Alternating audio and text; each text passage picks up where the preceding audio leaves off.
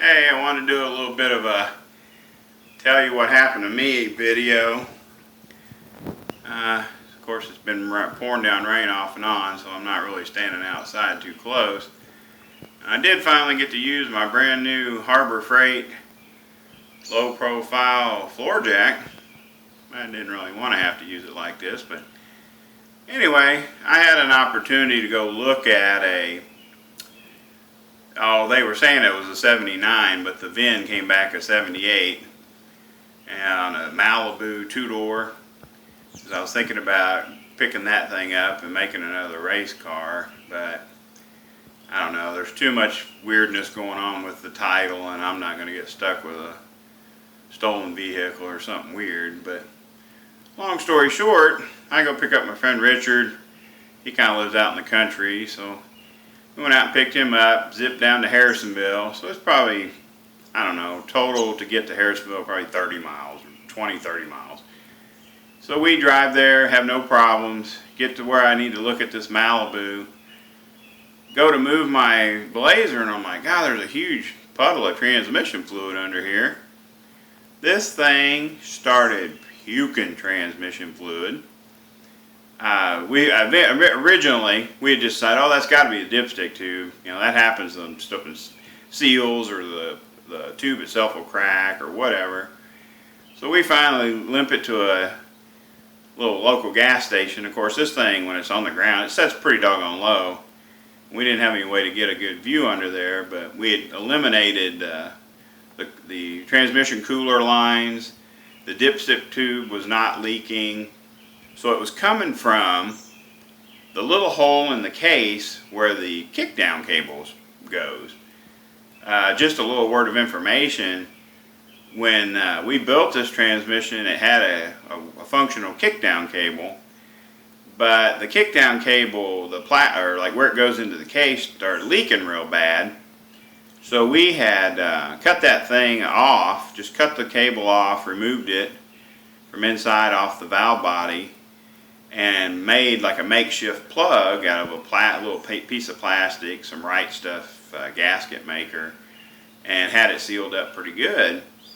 Well, evidently that hot transmission fluid did a number on our plastic piece that we used to seal the hole, and I mean, when it failed, it just started pouring transmission fluid out on the ground. We ended up not being able to fix it down in Harrisonville, even though we tried some 5-minute epoxy, and apparently it's not compatible with the plastic fitting for your kickdown cable. A word of information: if you have a manual valve body, or if you're running a Turbo 350 without a kickdown cable, which you can do, here is why. Your kickdown cable naturally kicks down to the next available gear on demand. If you don't have one, you just have to manually kick down your transmission with your shifter. When you manually put a transmission in first gear, it increases your line pressure the same way as if you had a kickdown cable. So other than the just hassle and inconvenience of having to downshift yourself, you know, needing to downshift the transmission to accelerate in those situations, other than that, there's no detrimental issue with not having your kickdown cable hooked up. It's not like a Turbo 400 or a 700 R4 where your valve body pressures are going to be significantly low and burn it up or anything. But we had sealed it kind of shade tree, because we had a leak there.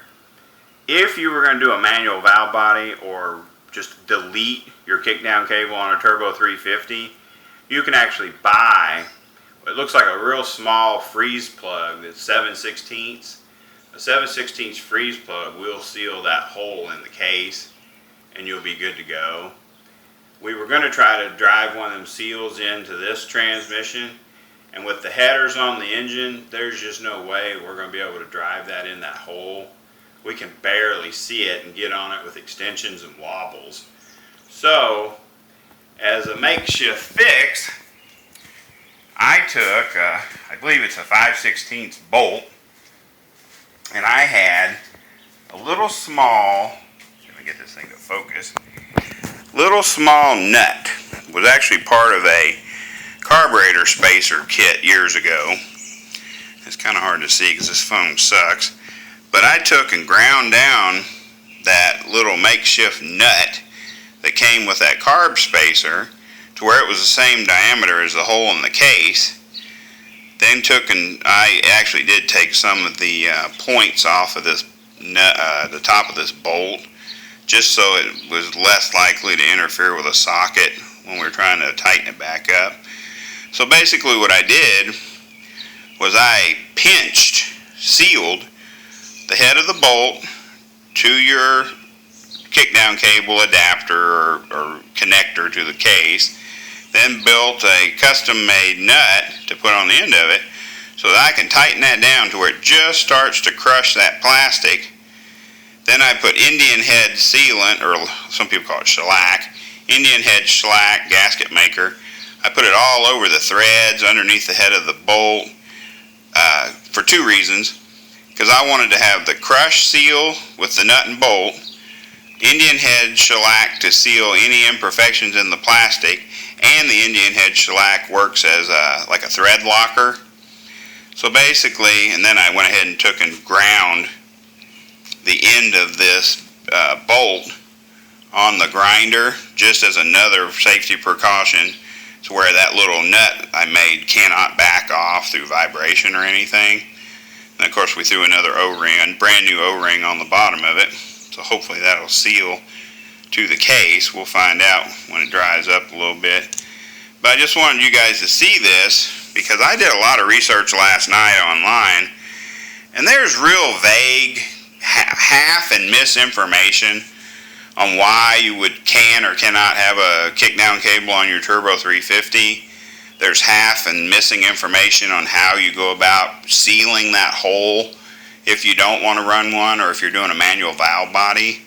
So I just wanted someone to see, this thing I had created, which was a positive seal on that hole, and it will bolt to the case and hopefully seal with an O-ring like it's supposed to. We'll find out here in a little while when it dries out.